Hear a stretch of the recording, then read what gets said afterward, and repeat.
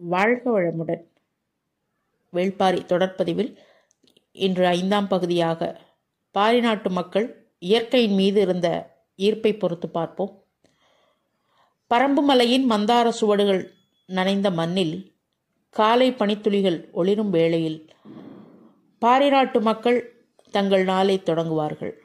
அவர்களது வாழ்க்கை இயற்கையோடு ஒட்டி இருந்தது. இயற்கையை அடிக்கடி சீண்டி பார்க்கும் நமது இன்றைய சமுதாயத்திற்கு பரம்புமலை பற்றிய விஷயங்கள் நம்மை பிரமிக்க வைக்கிறது. பரம்பு நாட்டில் மனிதர்கள் உணவிற்காக உழைக்க வேண்டிய நிர்பந்தம் இல்லையாம்.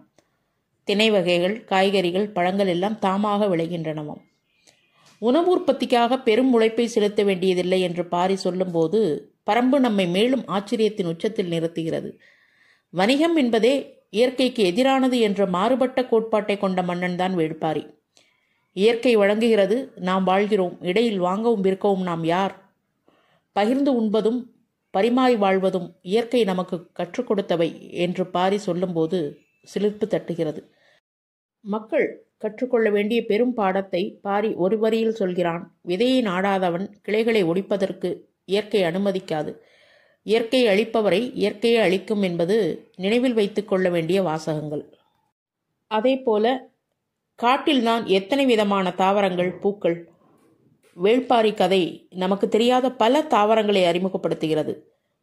காய்ந்த சருகுகளை விட விரைவில் பற்றி கொள்ளும் பச்சை செடியான பால்கொரண்டி, 5 ஆண்டுகளுக்கு ஒரு முறை பூக்கும் சாமப்பூ, இரவில் ஒளி உமிழும் இராவரி மரம், அடுத்து இறுக்கிச் செடி. இந்த கொடியை ஒடித்தால் அதிலிருந்து கசியும் நீர் சிறிது நேரத்தில் பால் போல மாறி நட்சத்திரம் போல் மின்னும் ஆட்கொள்ளி மரமாகவும் செயல்படும். மேலும் வண்டுகடி மரம், பூனைகளுக்கு மயக்கம் ஏற்படுத்தும் பூனை வாங்கி என்று இன்னும் பட்டியல் நீண்டு கொண்டே போகிறது.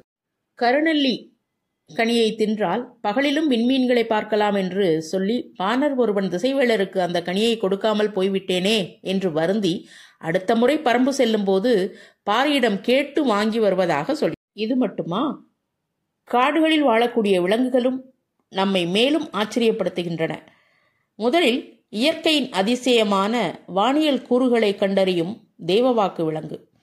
எப்படி வைத்தாலும் அது வடக்கை நோக்கி மட்டுமே அமரக்கூடிய விசித்திர பறவை. இதைத்தான் மூவேந்தர்களும் கைப்பற்ற நினைத்ததனால் போர் மூண்டது. இது கடல் பயணத்தின் போது திசை அறிதலுக்கு இந்த விலங்கு இன்றியமையாத ஒன்றாக கருதப்பட்டது. அத்துடன் பல வகை பாம்புகள், அவற்றின் குணங்கள், சுண்டா பூனை, சங்கு அட்டை என்று கேள்விப்படாத விலங்குகள் ஊர்வன என்று காடுகளின் உயிரினங்களை வேள்பாரி கதை எடுத்து காட்டும் போது அதனை படித்து ஆச்சரியப்படாமல் இருக்க முடிவதில்லை. ஆழிமலை பக்கம் யானைகள் போகவே போகாது என்கிற தகவல் மிகவும் சுவாரஸ்யமானது. பரம்பு நாட்டில் வெற்றிலையின் விருந்தோம்பல் சடங்கு. வெற்றிலை பாரி நாட்டின் விருந்தோம்பலின் அடையாளமாக கருதப்பட்டது.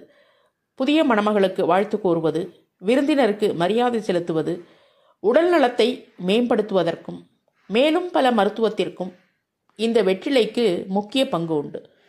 மேலும் வெற்றிலையுடன் கடுகு, ஜீரகம் போன்ற சில மசாலா பொருட்களை இணைத்து சுவைக்கும் போது உடல் நோயின் தீவிரம் சமமாகும் என்பது மூதாதையர் வாக்கு. பாரி நாட்டில் விருந்தினருக்கு வெற்றிலை கொடுப்பது ஒரு சிறந்த சடங்கு.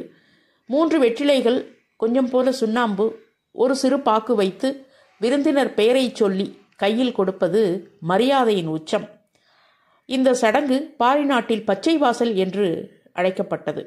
வெற்றிலை கொடுத்தால் மனம் பசுமையாகும் என்பது அங்கிருந்த பழமொழி. இதனைத் தொடர்வது பனைமரத்தின் சிறப்புகள்.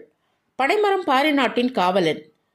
பனை ஓலைகளை கொண்ட வீடுகள் அமைப்பது, பனைத்தாளை கொண்டு கலை நூல்களை உருவாக்குவது, இனிப்புடன் கூடிய பனங்கல்லை அருந்தி மகிழ்ச்சி அடைவது, பனங்கருப்பட்டியை கொண்டு உணவின் சுவையை கூட்டிக் கொள்வது, பனைமரத்தின் வேரிலிருந்து கிடைக்கும் கஷாயம் காய்ச்சல், வயிற்றுப்போக்கு போன்ற நோய்களுக்கு மருந்தாக பயன்படுத்தியது.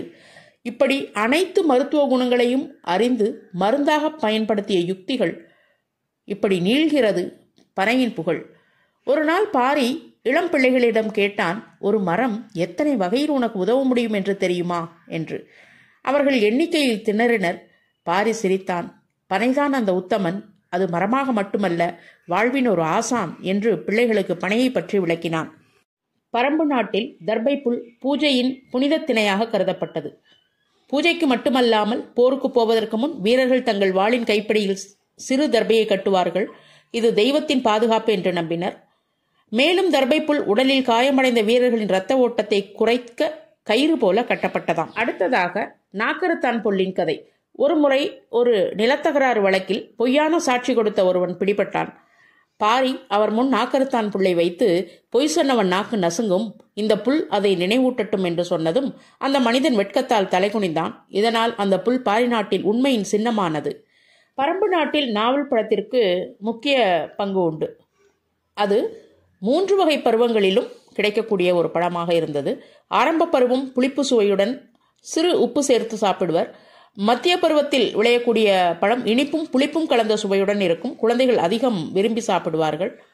இறுதி பருவத்தில் முழு இனிப்புடன் கூடிய பழமாகவும் இருக்கும். அதை மருந்தாகவும் உலர்த்தி பயன்படுத்தியர். பாரி எப்போதும் விருந்தினருக்கு மத்திய பருவம் நாவல் பழத்தை தான் தருவான். அது எல்லோருக்கும் பிடிக்கும் சுவை என்பதால். பாரி நாட்டில் கள்ளு பருவத்திற்கேற்ப மாறுபடும். வசந்த கால கள்ளு இனிமையான சுவை, உடல் குளிர்ச்சியை கொடுக்கக்கூடியதாகவும், வெயில் கால கல்லு குளிர்ச்சியோடு சிறு இனிப்பும் கலந்த சுவையாகவும், மழைக்கால கல்லு அதிக சுவை ஆனால் கனமாக இருக்கும். அதனால் பனங்கிழங்கு, சோளம் போன்ற எளிய உணவுகளுடன் மட்டுமே அருந்தியிருக்கின்றனர்.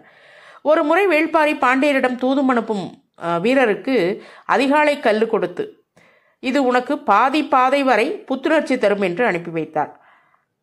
ஆகவே அதிகாலையில் கள்ளு குடிப்பது உடலை குளிர்விக்கும், மாலையில் கள்ளு குடிப்பது உடலுக்கு சோம்பல் தரும். அதனால் அதற்கு பிறகு எளிய உணவு மட்டுமே எடுத்துக்கொண்டார்கள். உணவு, பானம் இவை அனைத்தும் அளவோடு இருந்தால்தான் உயிரின் தோழனாக இருக்கும் என்று பாரி தம் மக்களிடம் கூறுவது. பாரி நாட்டின் மக்கள் இயற்கையை பயன்படுத்தும் பொருள் என்று பார்க்கவில்லை. அவர்கள் அதை வாழ்க்கை தோழன் என கருதினர்.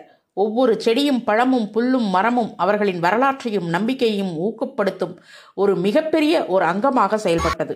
நன்றி. அடுத்த பதிவில் பெண்களின் பங்கை பொறுத்து பார்ப்போம். வாழ்க வளமுடன்.